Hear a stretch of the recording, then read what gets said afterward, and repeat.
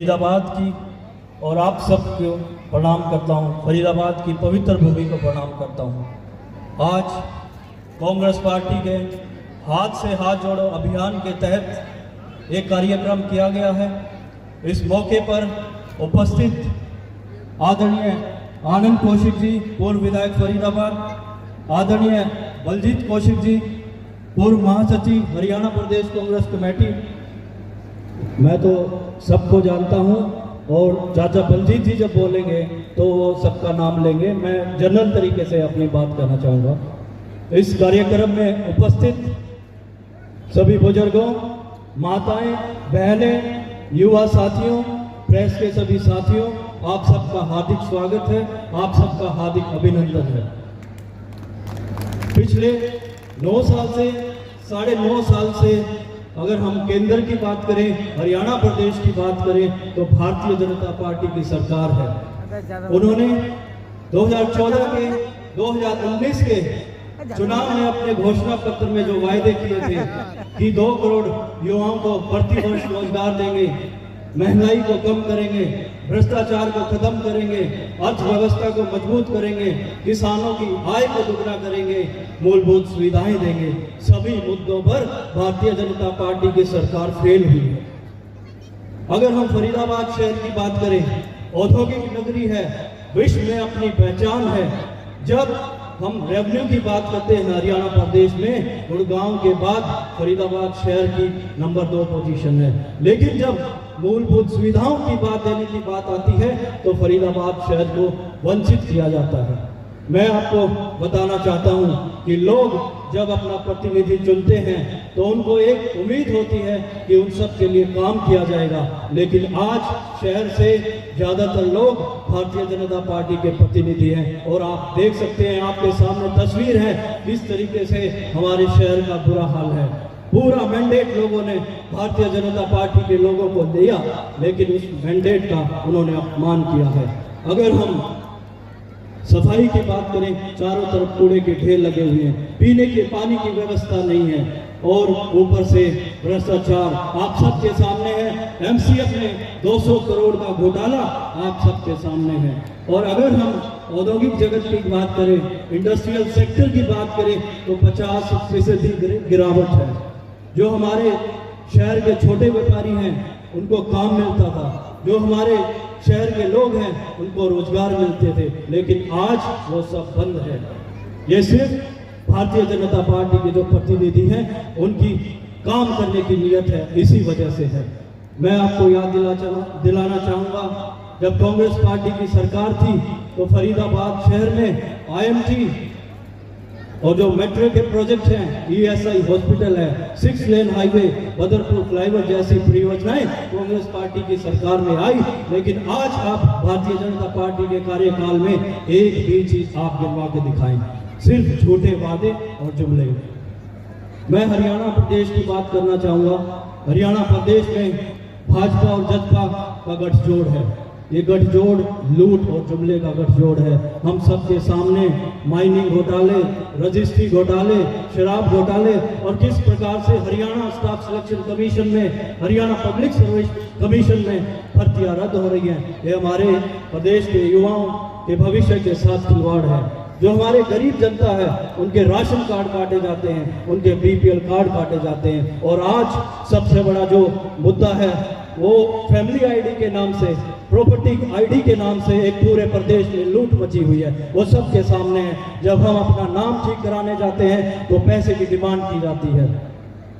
तो एक बात मैं इस मौके पर कहना चाहूँगा कि भारतीय जनता पार्टी सिर्फ 2 सिद्धांतों पे बात करती है, 2 सिद्धांतों को फॉलो करती है। नंबर 1, जाति और धर्म में बांटकर। दूसरा, जुमला फेंको, सत्ता लूटो और तमाशा देखो।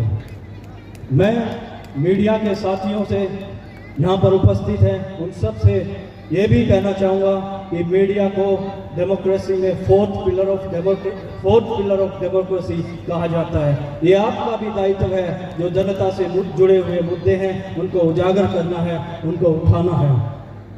और इसके साथ जब हमारे राहुल गांधी जी, हमारे प्रिय नेता, भारत जोड़ो यात्रा की वो सब हर वर्ग के लोगों से मिल रहे हैं, चाहे किसान है, मजदूर है, व्यापारी है। उन्होंने एक ऐतिहासिक यात्रा की, भारत जोड़ो यात्रा। 4000 किलोमीटर राहुल गांधी जी पैदल चले, कन्याकुमारी से कश्मीर तक लाखों कदम, करोड़ों कदम राहुल गांधी जी इस यात्रा में चले। उनका विजन था, उनका विजन था किस प्रकार से भारत के लोगों को सशक्त बनाना है, मजबूत बनाना है। राहुल जी के लिए मैं 2 बात कहना चाहूँगा कि राहुल जी सपने लेकर जनता के बीच आए हैं। राहुल जी सपने लेकर जनता के बीच आए हैं। उन सपनों को साकार करने के लिए हमने भी सब कदम से कदम मिलाए हैं। मैं 2009 की बात करना चाहूँगा, जब कांग्रेस पार्टी ने पिताजी आनंद कौशिक जी को कांग्रेस का प्रत्याशी बनाकर भेजा था। आपका पूरा समर्थन मिला, प्यार मिला, सहयोग मिला और उनको फरीदाबाद विधानसभा का प्रतिनिधित्व करने का मौका मिला। उन्होंने भी अपने छोटे भाई बलजीत कौशिक जी के साथ मिलकर जनता की सेवा की। 24 घंटे आपके लिए उपलब्ध रहते थे, जनता के लिए मूलभूत सुविधाएं दी, भाईचारा भी बनाया और काम भी किया। मैं एक चीज कहना चाहूंगा, उस समय पर रिकॉर्ड काम फरीदाबाद विधानसभा में हुए थे। आज जो विरोधी दल के प्रतिनिधि हैं उस रिकॉर्ड को छू भी नहीं पाए हैं, छूना तो दूर, उस रिकॉर्ड में मेंटेन भी नहीं कर पाए हैं। इस मौके पर मैं ये भी कहना चाहूँगा, चाचा बलजीत जी जो हमेशा 24 घंटे पब्लिक के लिए उपलब्ध रहते हैं, दिन हो या रात हो पब्लिक की सेवा की, और ये उनकी मुख्य भूमिका रही है कि हर घर के दरवाजे तक विकास कार्य पहुँचाए। आज एक महत्वपूर्ण मैं बात आप सबके समक्ष रखना चाहता हूँ। पिताजी आगे चुनाव नहीं लड़ना चाहते, ये जिम्मेदारी उन्होंने चाचा बलजीत कौशिक जी को सौंपी है। ये बड़ी लड़ाई है, इसमें आप सबका समर्थन और प्यार चाहिए, तभी इसमें हमारी जीत संभव है। और मैं तो ये कहना चाहूँगा कि ये सिर्फ चुनाव जीतने की बात नहीं है, ये हमारे जो फरीदाबाद विधानसभा के, फरीदाबाद शहर के लोग हैं, उनके मान सम्मान की बात है, युवाओं को रोजगार देने की बात है, शहर का खोया हुआ जो पहचान थी उसको लौटाने की बात है, आपस में भाईचारा, चमन, चैन और शांति, सद्भाव बनाने की बात है। आओ इस मुहिम में हम सब इकट्ठा होकर साथ सोचें, साथ काम करें, युवाओं के लिए रोजगार के अवसर देंगे, मूलभूत सुविधाएं देंगे और हम जो फरीदाबाद शहर के लोग हैं उनको सशक्त बनाने का, मजबूत बनाने का आज संकल्प लेते हैं। और किसी ने सही कहा है कि शक्तिशाली लोग ही शक्तिशाली राष्ट्र का निर्माण कर सकते हैं।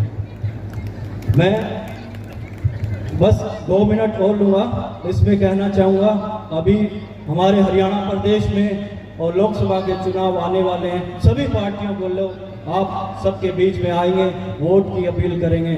जब भी कोई लोग आपके बीच में आए, आप सबने एक ही सवाल करना है कि आप 5 साल क्षेत्र के प्रतिनिधि रहे हैं, सांसद रहे हैं, तो आपने जनता के लिए क्या किया, अपना रिपोर्ट कार्ड दिखाइए। क्यों कही मैंने बात, वो मैं आपको बताना चाहता हूँ कि लोकतंत्र है, जनता मालिक है, आपकी वोट की ताकत को समझे, क्योंकि जिस प्रतिनिधि को आप चुन रहे हैं वो सही मायने में आपका सेवक ही है और इलाके का सेवक है।